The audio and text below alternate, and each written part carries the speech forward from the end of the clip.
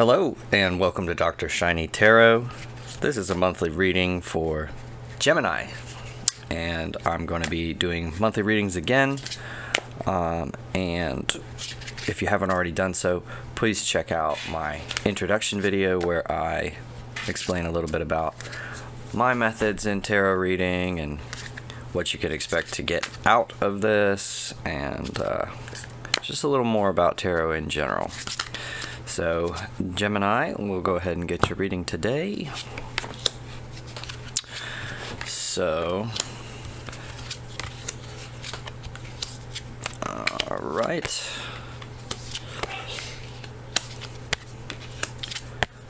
And I know you may have seen the fourth card go up here, but instead I'm going to put it here because I don't have the room. So, what we have for your current situation is the Seven of Cups. And the Seven of Cups represents having a lot of choices coming at you, having a lot of sort of temptations, and each one of these cups is something fantastic for the figure to choose.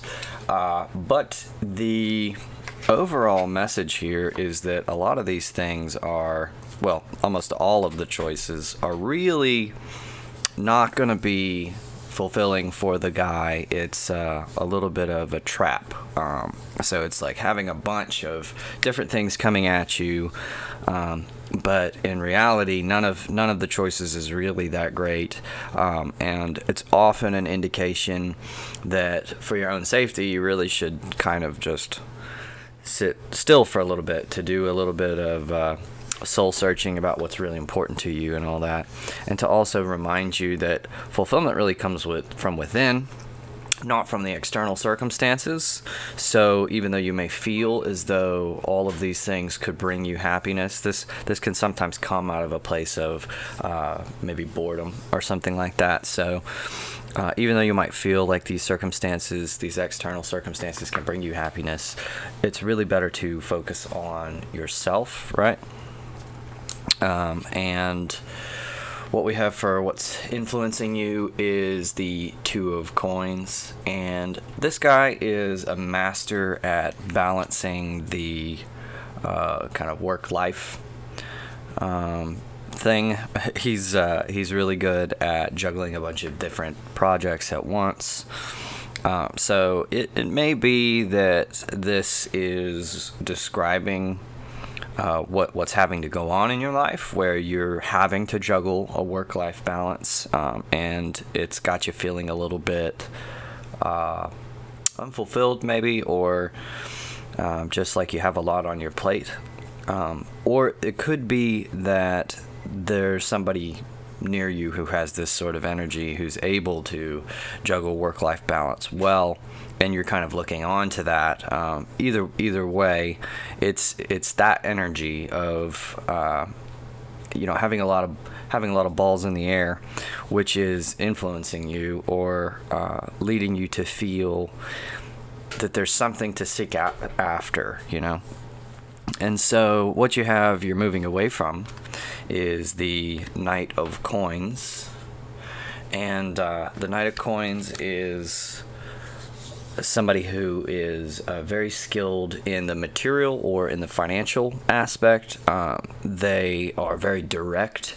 They don't mess around. It's kind of like, I'm about my money and you better give it to me. That kind of energy. They are not exactly the warmest or kindest of people, but they are they're very skilled at matters of finance or getting things done, very direct. Now what's moving toward you is the Ace of Swords. And the Ace of Swords represents a new thought, right? This is, or a new line of thinking, a new idea. And it can be, it could really be anything, but it is kind of an indication that while the Seven of Cups represents kind of like hollow pursuits for you to kind of chase after in vain, the One of Swords represents more of a new opportunity that is something quite different than what's being presented to you, but this is an idea that comes from within. This is an idea that comes to you about a greater fulfillment in your life, or a path for greater fulfillment.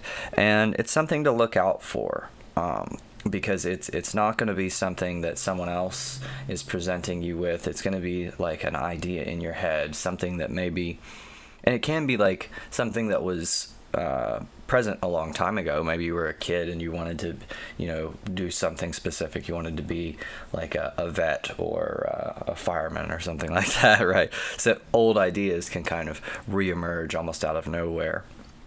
But there's a good chance that this is just a new idea, but it's got that kind of an air to it where it's like, I've never thought about doing that, But so look for something that comes organically out of yourself, and not necessarily that somebody is kind of like, hey, this is great, this is nice, So the foundation of the situation is the Three of Swords. Now this is, what's going on in the subconscious, and the Three of Swords is really kind of like a heartbroken energy of all the cards. This one is, to me, it feels like one of the saddest, but there's also kind of a bright side to it, because the best way I would describe it is that anytime you come to a fork in a road, if you choose a path, then by definition you're leaving the other path behind. And life being about experience and seeing what all's going on, you're going to have a little bit of sadness in diverting from a particular path. This one can come up in periods of loss as well, if you've lost a dear one or something like that. And the way that I always like to frame that is, you have to remember, well, hey, we have a friend. So you have to remember, this is Orange, by the way, and he likes to explore while I do readings, but we'll probably see a few of the others as well. But with the Three of Swords, you have to remember that, some of these changes, some of these losses, heartbreaks are inevitable, right? So it's not as though, when they come up, they can be unforeseen. They can come at you almost out of left field, like you had no idea that this was coming. But if you step back and take a look, a lot of times you recognize that some of these things, it wasn't really a matter of if, it was more of when. Let me get this mister off the desk here. Woo! Before he knocks the camera over. Come on, buddy. There you go. All right. I'm not going to cut that out. We're going to leave that there. So, the energy is, again, so some of these things are have a little bit of an inevitable sense to them. So it's not a matter of if, it's a matter of when. And sometimes just taking note of that kind of gives you this sense that instead of it being something that's like happening to you, someone picking on you or fate picking on you, it's really just your time to go through those particular things, and it's a part of life. It's something that it's almost like physics. It's almost something that you have to, it's just a natural consequence of the way that life is, right? And so that being in your foundation means that part of what's going on here is, it could be, a way for you to get out of that pain, that heartbreak. That could be what's got you in this mindset of like looking after what might fulfill me emotionally. Now, what's in your mind is the Magician. The Magician he has all of the different energies. He's got cups, wands, swords, and coins. And he's pointing to the heavens and the earth. This has a as above, so below energy. This fellow is really good at manifesting whatever his imagination comes up with, right? So this is in your mind. There's maybe somebody that you've been paying attention to or watching who has, it almost seems like everything that he can imagine he just obtains like that. And it could be that this is what you're seeking after. This is the type of person that you want to be. Or it could be that, you know, somebody's really caught your attention that has that type of an energy, right? Your advice for the current situation, or the energy that you bring into the situation, is the Six of Cups. And the Six of Cups is a very nostalgic card. This is about looking into the past with fond memories.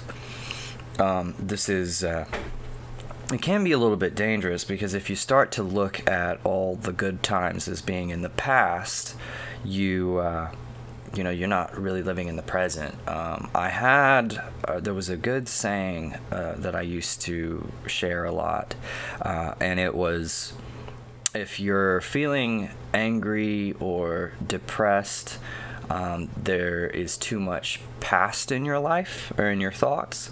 And if you're feeling anxious or fearful, there's too much future.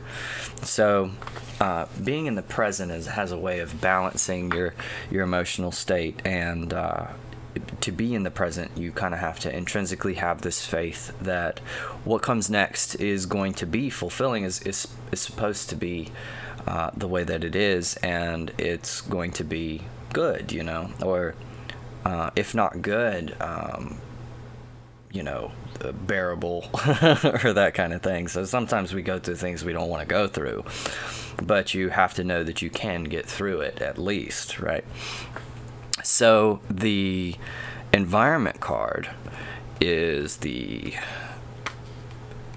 is the Page of Wands. Page of Wands here.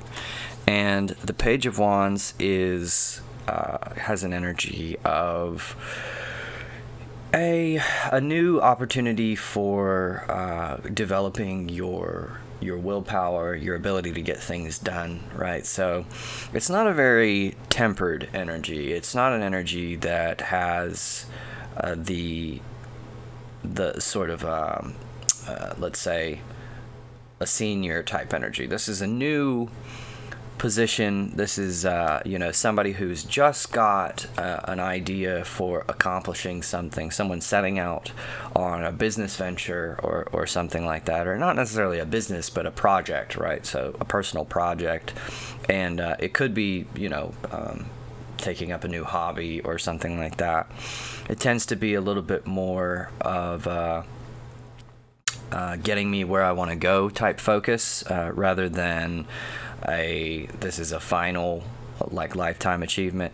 But it also might feel as though at this time you're kind of embarking on a project that might be what you do long term, but there's a good possibility that it develops into something else along the way. But in any case, your environment has this energy of there is a new beginning for you here. There is something for you to, or there is a new avenue of growth available to you in having power and getting things done, right? So your Fears card, you have the Seven of Coins in the reverse, and you only have 2 cards in the reverse, and I tend to think things like that are meaningful. In this case, the Seven of Coins in the reverse, the Seven of Coins represents somebody who is kind of looking over the fruits of his labor. He's done a lot of things, and he has you know, put a lot of effort into reaping some, you know, benefit or reward. And so in the reverse, this in your Fears position would indicate that you're kind of over waiting to get what you deserve or what you've worked for. It's owed to you, and you don't really want to have to wait for it anymore. And that's a very understandable thought process. That's very understandable to feel. But sometimes, you know, things not coming to fruition as fast as they should or as you think they should, sometimes the universe doesn't quite work on your timetable. And the most effective way to get to what you're wanting is to instead of focusing on how overdue something is, just keep focusing on what is coming your way, right? Because there's a lot of inevitability in this reading. So there's a lot of if you just stay the course and follow the path that you've been on, things have a way of kind of working themselves out for you. So the overall message, the final outcome, you have the moon in the reverse, and it suggests that really what you need to do is get back to a more kind of intuitive place, that the focus on your life right now is not necessarily on what should you do or something like that, or the paths that you should take. It's more of turn your focus kind of internally, and take a lot of stock in how you feel. Take a lot of stock in working out your emotional wellness, and not just worrying about the physical, because it seems like right now, there's an old Chinese saying that when the wrong man uses the right means work in the wrong way.